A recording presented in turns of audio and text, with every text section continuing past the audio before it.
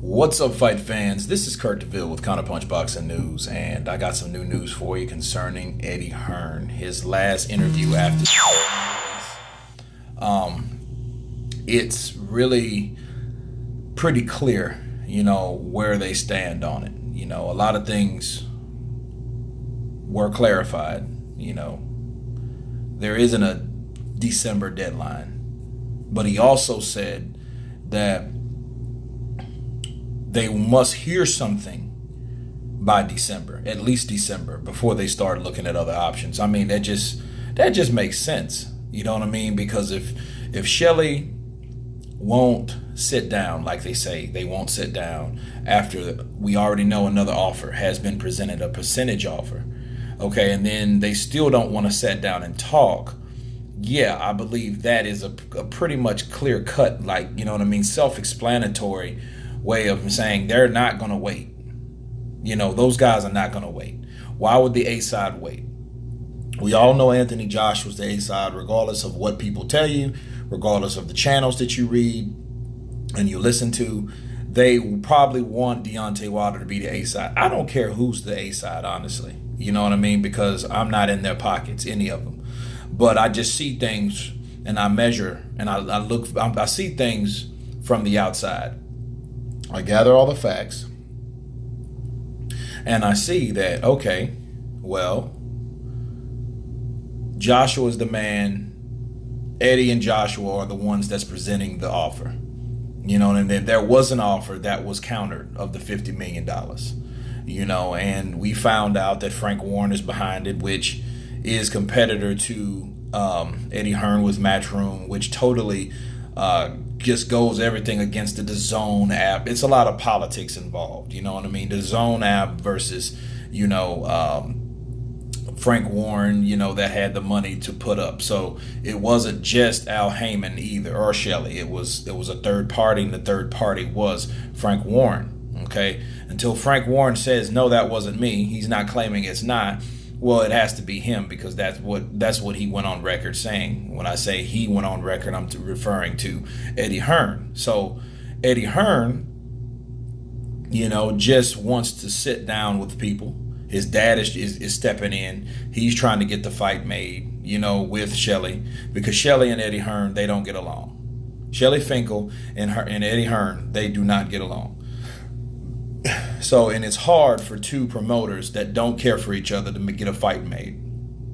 Because you can remember the Manny Pacquiao Mayweather fight. You can remember the Oscar De La Hoya Trinidad fight. That fight didn't happen overnight. And it was clear because of the discrepancies and the conflict that two promoters had, which was Don King and Bob Arum at the time. Along with Al Heyman and Bob Arum.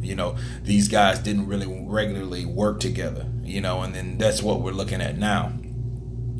But as far as Deontay Wilder, I think Deontay Wilder's comfortable. I think he's comfortable with the idea of fighting Fury because this is his coming out party. This is his first pay-per-view. Yes, he dropped to the floor when he found out about the $1 million tickets and the $1 million in tickets that he sold. Okay, understand something. Let's compare that to Anthony Joshua. If Anthony Joshua sold $1 million in tickets, that would be a downfall, a nosedive. You know what I mean? Anthony Joshua sells $5 million in tickets. You know what I'm saying? In the first 30 minutes, an hour or so. You know what I mean? That's how big, that's the difference between Anthony Joshua and Deontay Wilder. But again, this is Deontay Wilder's first rodeo, okay? He's not used to all this. So that's just like giving someone that's accustomed to making $30,000 a year. And then he's used to doing that for as long as he's been working, okay? And then you turn around and give him $300,000. You know what I'm saying? That's a big jump.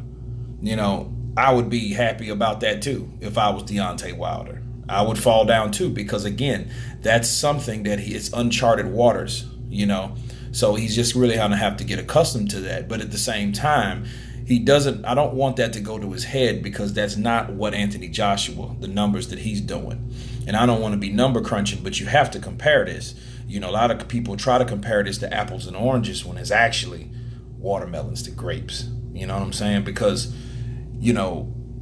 Joshua still has the ticket sales. He's still the A side. He's still the money man in this equation. Boxing is all about money. Okay. And then we haven't even talked about who I think will win. You know what I mean? We've touched on it, but I haven't even done a fight study because there's no need. You know what I mean? So, but as far as Eddie Hearn trying to make this fight, it makes a lot of sense. If, they just don't want to fight Deontay Wilder, and he's allowed his management team to sway him from the thought of even considering the fight at this point. That's what's happening in this point. The only thing that we can do now is wait until and watch. Joshua's going to get another WBO mandatory because he has 4 belts, right? So people know that, and what's people going to do? They're going to use that as an excuse. See, we told him he didn't want to fight Wilder.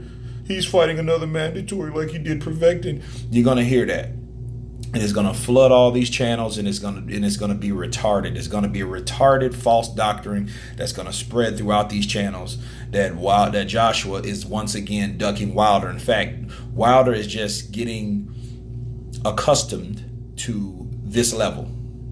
And he needed someone, like he said, he needed a dancing partner, and his dancing partner was Tyson Fury. You know what I mean? So it's a good thing that Tyson Fury did come back. You know what I mean? Because had not, everybody would have been looking at Deontay Wilder crazy. You know what I mean? So there is, that third player into the game that did kind of nullify this, that gave Deontay Wilder someone else to put his energy on. But at the same time, he's not really looking at the big picture. He's not looking at his management team. He's not saying that, well, why don't my management team, I want to knock out Anthony Joshua. Why doesn't my management team want to even sit down on my behalf? Why are they trying to blow this over?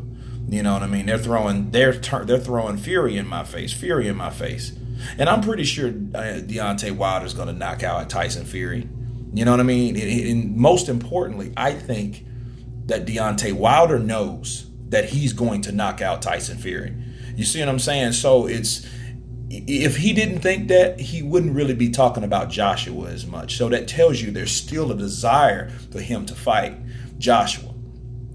You know what I mean? Pretty much what's going to have to happen is he's going to have to wake up and understand, like, wait a minute, Finkel, you're doing these old school tactics, but you're not really doing the best for me. In fact, you never really did.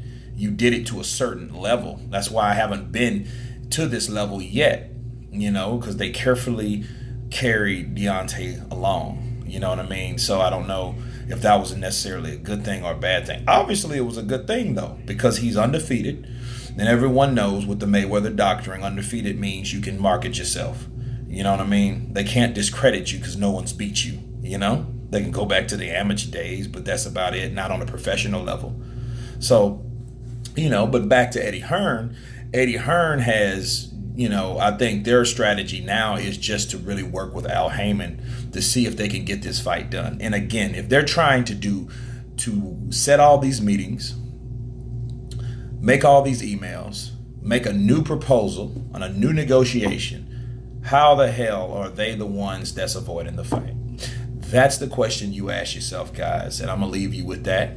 Please leave your comments below. Please subscribe, hit the bell icon, and you guys been counterpunched. Peace.